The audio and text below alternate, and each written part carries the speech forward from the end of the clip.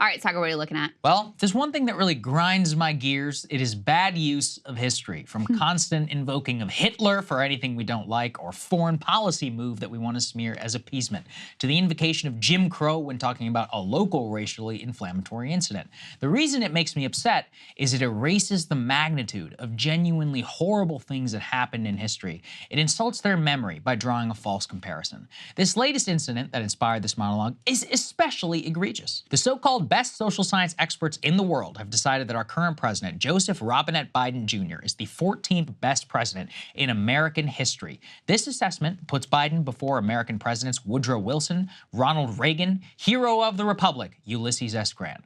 Now, I have major differences with Woodrow Wilson, with Ronald Reagan, even Grant, who is one of my personal heroes. I will admit he did not cover himself in glory at all times in the White House. But to say that Biden is in any way a better president than these world historical figures is literal blasphemy. More so, if you read these idiot experts' justification, it is some of the dumbest historical analysis that I have ever seen.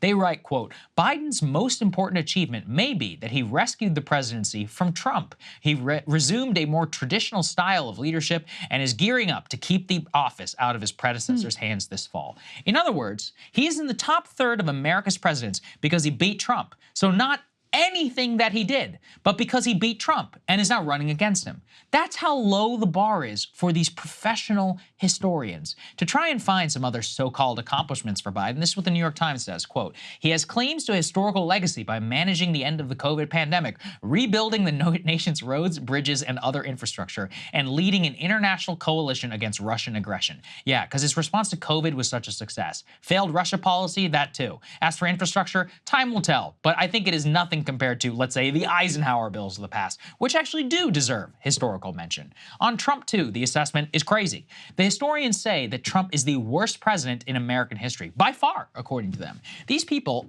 say that Presidents Franklin Pierce, James Buchanan, and Andrew Johnson were actually better than Trump. Keep in mind, Pierce and Buchanan, at least in my estimation, should have been plausibly shot for treason in their aid to the South before the Civil War, and that Johnson single-handedly destroyed Reconstruction and likely is the reason that Jim Crow lasted until the 1960s. Sorry, mean tweets and January 6th are not even in the same universe as any of that. And if you believe that, you're an idiot. That's putting it kindly. I mean, even pegging Trump against the insanity of the Civil War period is a dumb exercise. If you want to ask me who the single worst president of the modern era is, it's not a difficult answer. It's not Biden or Trump. His name was George W. Bush. He took this country to war under false pretenses. He's responsible for millions of deaths in the Middle East, tens of thousands of wounded or dead American servicemen, squandered $7 trillion abroad, and blew the financial crisis. Yet, these historians go right past this. They actually rank George W. Bush 19th ahead of presidents who we can barely name, which is something that I wish was true of that man. The Biden and Trump ranking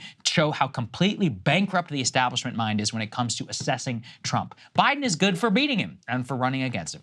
Nothing on Israel, Russia, COVID, the economy, it's considered at all. Things that affect billions of people, not to mention the actual daily lives of the people that Biden is supposed to serve.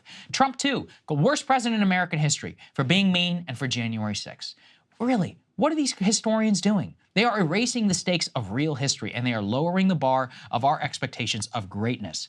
Abraham Lincoln was one of our great presidents because he rose to the occasion. He used astounding brilliance and wisdom navigating a task that would likely have ended in total disaster if he was not there. Franklin Roosevelt, too, willed this country out of the Great Depression and expertly guided us through the Second World War. They were titanic men who would have, honestly, we would have been screwed without, just as we were screwed when we had the wrong men like Buchanan and Pierce and Johnson. All were proven either great or awful because of their actions, not just for simply existing or for saying the wrong thing. None of this, of course, will stop the Biden team from crowing about this ranking. Already his favorite TV show, Morning Joe, favorably covered the ranking. And if that's what helps him get through his day when he's lucid, then I guess it's cool. But when Americans themselves will get the verdict to them in November. But they don't seem to all agree with these professional historians. I mean, Krystal, come on. I mean, we're going to put George... Hey, guys, obviously I had a lot of thoughts on what Saagar had to say there. So if you want to see my thoughts on this monologue and every other Saagar monologue, make sure you subscribe at breakingpoints.com.